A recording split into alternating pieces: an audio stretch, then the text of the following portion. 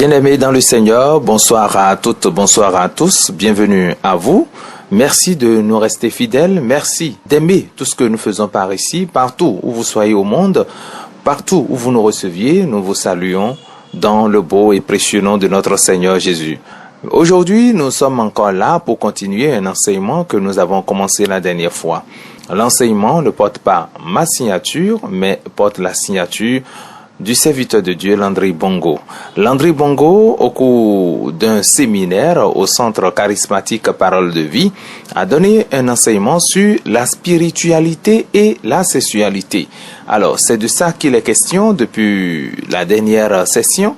Nous avons déjà donc livré la première partie de cet enseignement riche et nous allons continuer aujourd'hui avec la suite de cet enseignement. Spiritualité et sexualité, Landry Bongo. Nous commençons. 1 Corinthiens 13, le verset 1. Si je parle la langue des hommes et des anges, mais que je n'ai pas l'amour, je suis comme un airain qui résonne ou comme une cymbale retentissante. 1 Corinthiens 13, 2. Et si j'ai la prophétie et que je connaisse tous les mystères et toute connaissance et que j'ai toute la loi de manière à transporter des montagnes, mais que je n'ai pas l'amour, je ne suis rien. Le verset 5 du même chapitre. Il n'agit pas avec inconvenance. Il ne cherche pas son propre intérêt. Il ne s'irrite pas. Après avoir parlé des dons spirituels dans le chapitre précédent, l'apôtre est arrivé à parler de l'amour. En résumé, il dit, « Si je suis très spirituel et que je n'ai pas l'amour, cela ne sert à rien. » L'amour, c'est le mot qu'on entend souvent pendant les cérémonies de mariage, même à l'église. C'est l'amour et encore l'amour. Paul va ajouter ceci concernant les hommes dans le mariage. Éphésiens 5, le verset 25. Marie, aimez vos femmes, comme Christ a aimé l'Église et s'est livré lui-même pour elle. Lorsque la Bible parle d'amour, la version française n'est pas le mieux indiquée car dans la version grecque, il y a 3 mots traduits par amour. Le premier mot, c'est celui que Paul a employé dans 1 Corinthiens 13. Ce mot, c'est agapéo, qui a donné en français les mots agapé ou agapes. C'est l'amour au-dessus de tout amour.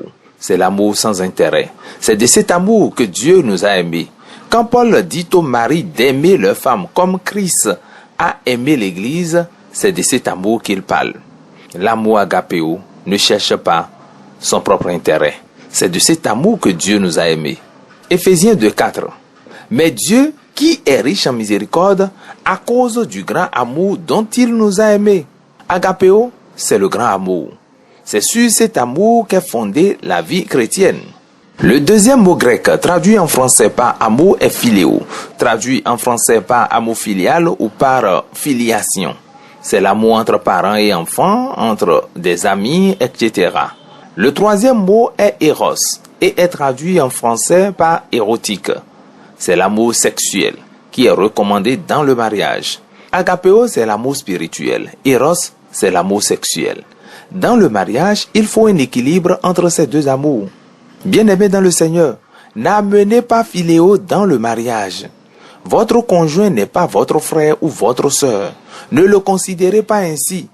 C'est parce qu'il n'est pas votre frère que vous l'avez épousé. Il y a quelques années, un prédicateur enseignait sur l'amour. Il était arrivé à dire qu'après un certain temps dans le mariage, votre femme devient comme votre sœur. Éros disparaît et philéo s'installe. Environ 2 années après, son mariage a failli voler en éclats car son épouse lui a été infidèle. Il a dû user de sagesse pour éteindre le feu. La routine et la monotonie sont 2 poisons pour Éros. Pour vivre l'amour Éros, Dieu a doté l'homme de la libido. La libido se définit simplement comme l'appétit sexuel. Dans chaque être humain, à partir de la puberté, se trouve l'appétit sexuel. On se marie pour plusieurs raisons, dont entre autres, satisfaire son appétit sexuel. C'est pourquoi Paul dit, 1 Corinthiens 7, 2, « Toutefois, pour éviter l'impudicité, que chacun ait sa femme, et que chaque femme ait son mari. » L'impudicité, c'est simplement répondre ou nourrir son appétit sexuel en dehors du mariage. C'est pour éviter cela que Paul recommande que chacun ait sa femme et que chaque femme ait son mari. Malheureusement, malgré que chaque homme ait sa femme et que chaque femme ait son mari, il arrive que les hommes et les femmes aillent satisfaire leur appétit sexuel en dehors du mariage, comme cela a été le cas dans l'église des Corinthiens. La libido ne connaît pas votre spiritualité. Elle ne connaît pas votre onction ni le titre que vous portez. Elle est là pour vous donner un certain équilibre. Le sexe est très bon pour l'équilibre d'un être humain et bon pour la santé, surtout lorsqu'il est bien fait. 1 Corinthiens 7, le verset 5. Ne vous privez point l'un de l'autre, si ce n'est d'un commun accord pour un temps, afin de vaquer à la prière. Puis, retournez ensemble, de peur que Satan ne vous tente par votre incontinence. L'apôtre reconnaît la libido et ses exigences. C'est pourquoi il recommande au couple de ne pas se priver du sexe, si ce n'est d'un commun accord pour vaquer à la prière. Certains sont tellement spirituels qu'ils pensent qu'ils peuvent se priver de sexe pendant longtemps, bien qu'ils soient mariés. Si votre spiritualité peut vous permettre de vous priver longtemps du sexe, n'oubliez pas que vous avez un conjoint qui n'a peut-être pas le même degré de spiritualité que vous. Si vous lui privez de sexe sans consentement, vous péchez contre Dieu, car la Bible dit que votre corps lui appartient. Pour les couples, le sexe fait partie de leur vie, et cela ne se fait pas parfois, mais souvent. Quand Paul dit de ne pas se priver si ce n'est pour la prière pendant un temps, puis de revenir, c'est parce que dans le mariage, on fait l'amour régulièrement. Vous ne pouvez pas être marié et faire l'amour une fois en passant. Il y a des couples chrétiens qui font 1 mois, 2, voire plus, sans se toucher. S'il n'y a pas de problème de santé ou de problème majeur, le sexe, c'est en moyenne 2 fois par semaine et 100 fois par an dans un couple normal. Voilà ce que la science recommande. Comment vivre une sexualité épanouie dans le couple? Pour vivre une sexualité épanouie, il faut savoir qu'on fait l'amour d'abord pour donner du plaisir à l'autre. La Bible dit que l'amour ne cherche pas son propre intérêt. Beaucoup de couples ont des problèmes sexuels parce que pendant les rapports sexuels, chacun des conjoints cherche son propre intérêt.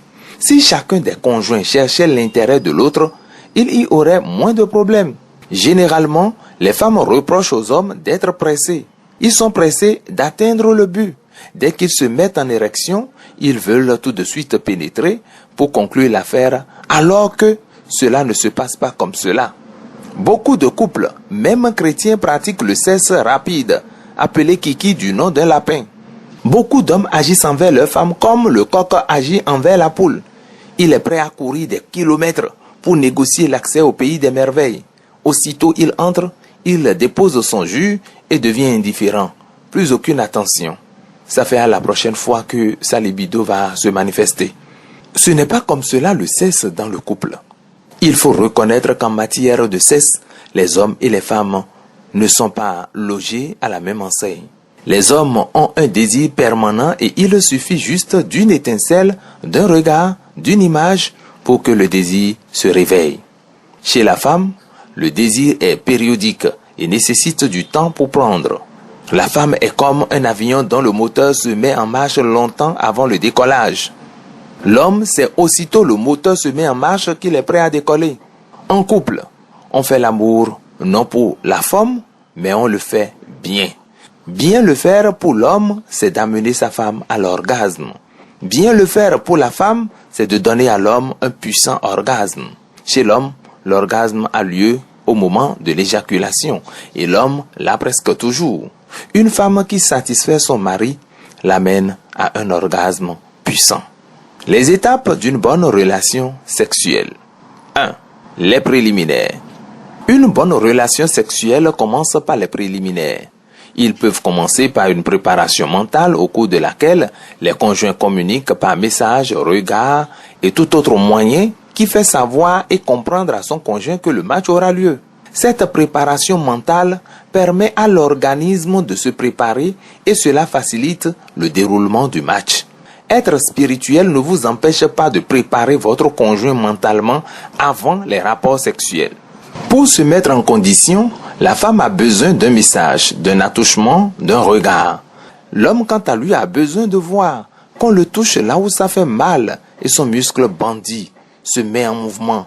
Le sexe, c'est d'abord les préliminaires. Sans préliminaires, vous allez sauter votre conjoint comme on saute le poulet. Les préliminaires consistent à exciter certaines parties du corps de votre conjoint. Ces parties du corps de votre conjoint sont appelées les zones érogènes. Une zone érogène est une zone du corps qui est excitée quand on le caresse. Chaque conjoint est appelé à explorer le corps de son conjoint pour connaître les zones érogènes de son corps qui vont servir pour de très bons préliminaires. Chez la femme, ces zones érogènes sont généralement autour du cou, autour des oreilles, le dos et particulièrement le bas du dos ou le creux entre le dos et les fesses chez les femmes avec un postérieur imposant, les lèvres et surtout la lèvre inférieure, les seins. L'un des seins est plus érogène que l'autre et c'est généralement le sein gauche. Les cuisses, le mont Vénus, c'est la zone depuis le pubis jusqu'à l'entrée du vagin. Dans le mont Vénus, Dieu a doté la femme d'un organe uniquement dédié au plaisir et cet organe, c'est le clitoris. Le clitoris n'existe pas pour deux choses. Il existe exclusivement pour le plaisir. Le clitoris est la partie la plus sensible du corps humain. Il y a près de 10 000 terminaisons nerveuses qui font qu'en matière de sexe, la femme ressent plus de plaisir que l'homme si les préliminaires sont de qualité. Bien faire les préliminaires à une femme, c'est caresser les parties de son corps où elle est le plus sensible. On reconnaît ces zones érogènes ou sensibles par la réaction de la femme quand on les touche. Généralement, lorsque l'homme caresse une zone érogène, la femme expire plus fortement et sa respiration devient plus bruyante. Chez d'autres, elles vibrent carrément comme si elles étaient électrocutées.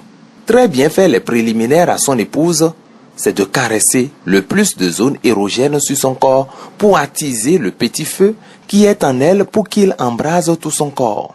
Les préliminaires, c'est comme faire brûler un foyer de charbon avec juste des étincelles. Il revient à l'homme d'user de tous les artifices pour amener le foyer à être embrasé en partant juste des étincelles. Chez l'homme, il y a moins de problèmes parce que l'orgasme est garanti. Il revient à la femme de le caresser sur les zones érogènes pour qu'il puisse avoir une bonne érection qui est déterminante dans la qualité de son orgasme. Les préliminaires constituent la porte d'entrée pour l'acte sexuel. Sans les préliminaires, l'acte sexuel sera bâclé et le but ne sera pas atteint. Si le but n'est pas atteint, l'acte sexuel devient source de frustration avec des conséquences dramatiques sur la vie et le bien-être du couple. Dans le couple, pour faire de très bons préliminaires, il faut partir à l'idée que l'homme, dans tous les cas, à quelques exceptions près, atteindra l'orgasme. Par contre, chez la femme, l'orgasme n'est pas toujours garanti parce que le mécanisme est plus complexe. L'orgasme chez la femme dépend de plusieurs paramètres. L'homme, quelle que soit sa spiritualité, doit connaître le mode d'emploi de sa femme. Il doit avoir la cartographie du corps de sa femme et savoir où la toucher pour que les étincelles deviennent du feu. Nous avions cité les zones érogènes chez la femme. Nous allons nous attarder sur deux d'entre elles. La science nous apprend que 80% de femmes sont érogènes au niveau des seins. La même science nous apprend que 80% de femmes sont clitoridiennes, c'est-à-dire que leur orgasme dépend du clitoris. Nous allons parler de comment caresser les seins et comment caresser le clitoris. Par principe, les préliminaires se font du haut vers le bas. Caresser les seins. Quand on arrive au niveau des seins, il faut savoir que le sein est constitué de deux parties. Le téton, tétine, l'expression que les femmes préfèrent, au bout du sein, et l'alvéole qui est le reste. Le sein se caresse avec les doigts, la paume de la main, le revers de la paume de main, la langue, les lèvres et les dents. L'homme a donc au moins 6 éléments pour caresser le sein de sa femme. Dans la sexualité, la diversité pimente. Le contact de chacune des 6 parties avec le sein produit un effet différent. Avec les mains, l'homme peut empaumer le sein, c'est-à-dire le mettre dans la paume et le caresser. Avec la langue, il peut aller du haut vers le bas, du bas vers le haut, de la gauche vers la droite, de la droite vers la gauche. Il peut faire des petits cercles, etc. La palette est large. Cette large palette permet d'éviter la monotonie. Il faut que la femme ne devine pas ou connaisse à l'avance tous les faits et gestes de l'homme. Il faut surprendre la femme.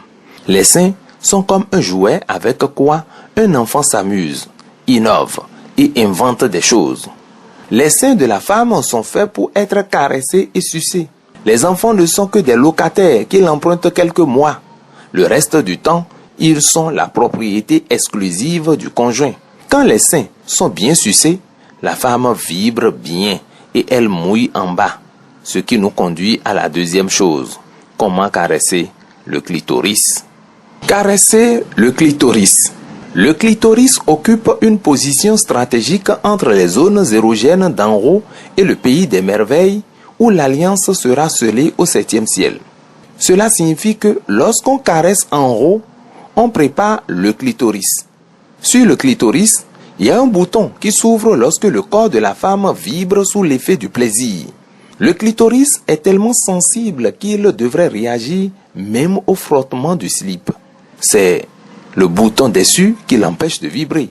Mais dès que le top est donné, il s'ouvre et se mouille. Le clitoris occupe aussi une position stratégique parce qu'elle cache le fameux point G. Le point G est situé à environ 3 cm à l'entrée du vagin en allant vers le haut, c'est-à-dire vers le pubis. En réalité, le clitoris cache le point G. Si la femme est clitoridienne, quand vous caressez bien le clitoris, vous allez atteindre le point G. Si elle n'est pas clitoridienne, l'homme pourra aller directement sur le point G. Le clitoris caressé donne à la femme des sensations qu'elle ne peut avoir nulle part ailleurs sur la terre. C'est pourquoi, quelle que soit la timidité de la femme, quand elle atteint l'orgasme, elle explose. Les femmes clitoridiennes n'ont pas forcément besoin de pénétration avant d'arriver au 7e ciel. De très bons préliminaires, plus un bon doigté, fait le bonheur de ce type de femme. Les femmes clitoridiennes atteignent l'orgasme avant la pénétration en général. 2. La pénétration. Après les préliminaires vient la pénétration. Pour les préliminaires, c'est la femme qui donne le coup de sifflet final. C'est lorsqu'elle est suffisamment prête pour la pénétration qu'elle dit « c'est bon ». Chez l'homme et chez la femme, les préliminaires visent 2 buts. Le premier, c'est la lubrification des parties génitales. Chez la femme, les préliminaires permettent la lubrification du vagin. Chez l'homme, ils permettent de lubrifier le conduit pour préparer la sortie du sperme. C'est pourquoi un homme excité produit un liquide clair qui n'est pas le sperme. Le but des préliminaires, c'est aussi de produire l'érection pour faciliter la pénétration. Chez l'homme, l'érection est bien visible. Chez la femme aussi, il y a une érection du vagin d'environ 1,5 cm pour faciliter la pénétration. Quand les préliminaires sont de qualité, il suffit de trouver la meilleure position qui correspond au couple pour que la fête ait lieu. Si les préliminaires sont comparables à un foyer de charbon qui doit brûler, la pénétration est comparable à la cuisson. Il faut mettre la marmite sur le feu jusqu'à la cuisson. On peut avoir un feu de qualité et ne pas préparer une bonne sauce. Pour que la sauce soit bonne, il faut savoir mélanger les ingrédients. Si la femme est clitoridienne, le tour est déjà joué. Seulement toutes les femmes ne sont pas clitoridiennes. Il y a des femmes vaginales. Leur orgasme est essentiellement lié au vagin. Avec elles, c'est une pénétration long lasting ou long champ. C'est pas 2 minutes de pénétration qui va les satisfaire. Quand on a une femme vaginale, on se prépare en conséquence, pas en prenant des excitants, mais plutôt en développant une stratégie pour parer à la difficulté. Si l'homme sait qu'il ne peut résister longtemps sur la femme jusqu'à ce qu'elle atteigne l'orgasme, il doit anticiper. Pendant les préliminaires, il peut pénétrer avec ses doigts, en visant le point G et en pénétrant de l'intérieur. Cette stratégie permet à la femme de monter jusqu'au 3e ou 4e ciel. Et lorsque le pénis va entrer en jeu, le chemin pour le 7e ciel sera raccourci. Il y a une 3e catégorie de femmes qui sont appelées les femmes mixtes. Elles sont à la fois vaginales et clitoridiennes. Pour les femmes mixtes, il faut combiner la stratégie pour les clitoridiennes et celle des vaginales. Dieu a fait à l'Église beaucoup de dons. Dans le mariage, le sexe est un don merveilleux et procure aux chrétiens le bien-être et l'équilibre. Être marié et ne pas profiter de ce don est un gâchis. Être spirituel ne nous dispense pas de jouir d'une telle bénédiction. Comment éviter la routine? Comment éviter la routine? Routine 1. Habitude d'agir ou de penser devenue mécanique. Son travail est devenu une espèce de routine. Similaire, train-train, ron-ron. 2. La routine est l'ensemble des habitudes et des préjugés considérés comme faisant obstacle au progrès. Dans beaucoup de couples, les meilleures expériences sexuelles se conjuguent au passé. Après 3 à 5 ans de vie commune ou à la naissance du deuxième enfant, beaucoup connaissent un déclin dans leur sexualité. Évitez de penser qu'il y a une position établie qu'il faut utiliser chaque fois et toutes les fois. La pensée ancienne selon laquelle le sexe c'est maman couchée en regardant le plafond et papa couché sur elle en regardant le sol est tout sauf biblique.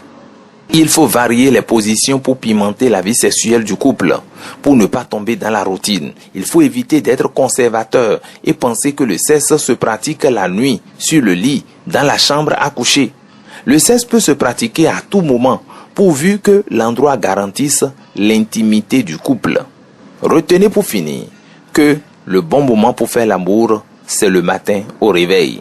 Bien-aimés dans le Seigneur, vous comprenez avec moi qu'on peut être véritablement spirituel et d'avoir une vie sexuelle épanouie. Dieu n'est pas contre la sexualité, bien au contraire, il veut qu'elle soit pratiquée dans sa volonté et pour sa gloire. Que Dieu vous bénisse. Votre serviteur, Landry Ondongo Bongo. Parole vivante charismatique. Que Dieu vous bénisse. Et voilà qui vient mettre un terme à cet enseignement. Nous espérons que vous avez aimé cet enseignement. On se retrouve dès demain pour une autre session, pour commencer un autre livre. Demeurez bénis. Jésus est Seigneur.